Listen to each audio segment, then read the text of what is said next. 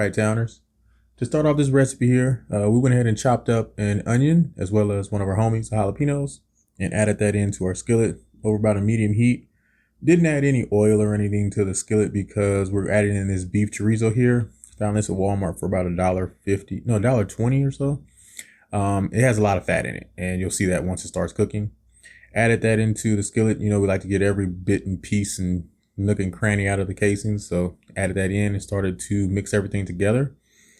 It's going to basically just start releasing all the fat and liquid from the meat. I was going to use this second pot to cook the eggs in, but I was like, I'm not going to make that much eggs, so I went and got a smaller pot.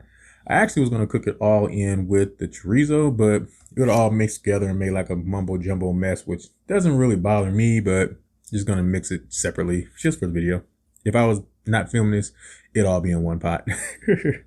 But here we have the eggs in, put in some olive oil, added in about 5 eggs and mixed everything together. And season this up with some salt and pepper. That's pretty much all we need seasoning wise for this dish. Now this will make a lot. All of this together will make about 4 or so burritos, 3 to 4-ish, depending on how big you want to make them. And definitely have leftovers from there. You know me, I can't cook small dishes, so adjust your measurements for you if necessary. Here we have some carb counter keto-friendly tortilla shells. These are the large shells. It's 5 net carbs per shell. And we went ahead and popped one of those in the microwave for 30 seconds. We also here have some frozen back of cauliflower that we popped in the microwave for about 4.5 minutes to steam that. It's a steamable bag. Mixed that in with our chorizo, onion, and jalapeno mixture. Broke everything up and ladled it onto our tortilla shell. So now we're going to start building our burrito and laying all of our toppings on top.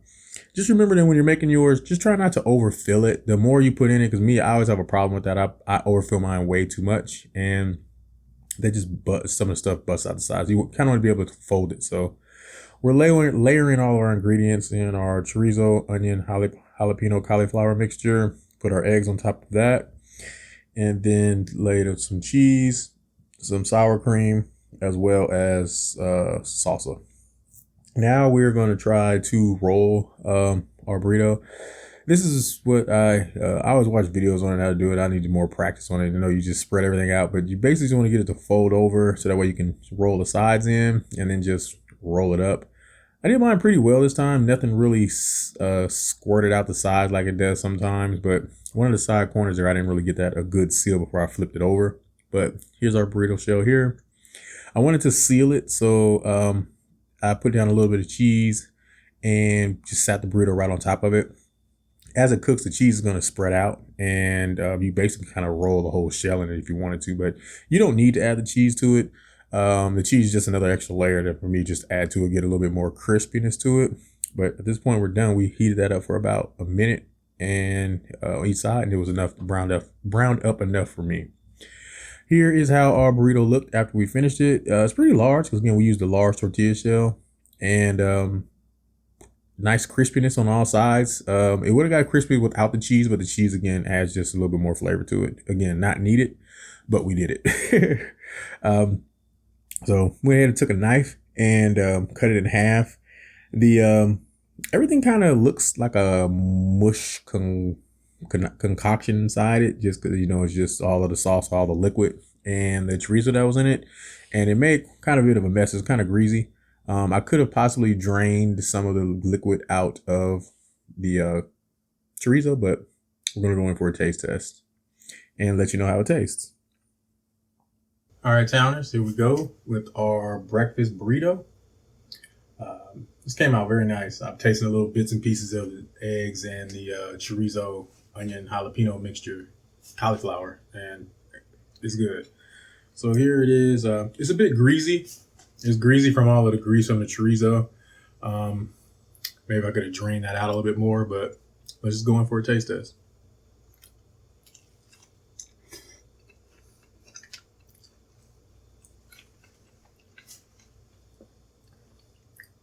That's good. I can't even taste the cauliflower at all. I'll just taste just straight chorizo and cheese and sour cream. The cauliflower just disappears. Cauliflower acts as a filler, and also to like in the role of the potatoes in your burrito, breakfast burrito.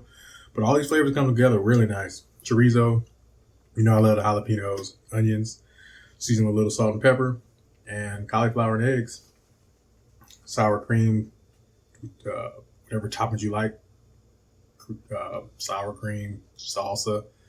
I thought I had some avocados, but I only had like, I did a little frozen bag from Walmart. I only had like one or two. I'm like, why did I even save this? It's only like 2 squares in there, so I just tossed the whole bag. But try this out, guys. Little cheese crust on the end helped it, but this thing's kind of falling apart a bit. But it'll get the job done. Chorizo Cauliflower Breakfast Burrito. Enjoy, guys. I'm back, guys. Just a little disclaimer. I was in there just finishing this off, knocking it out. But the first one, I realized that it fell apart because the seal on the back half where you roll a burrito at, that one was falling apart. So all of the toppings were kind of just sliding out when I bit into it. The second half, which was wrapped really well, this one is holding up and it's keeping its shape. No issues. If I would have held the other one upside down, everything else would have probably fell out of it. But yeah, just try to wrap your burrito as tight as you can before you close it up. But oh yeah. All right, guys, that was our taste test. This was our cauliflower chorizo jalapeno breakfast burrito.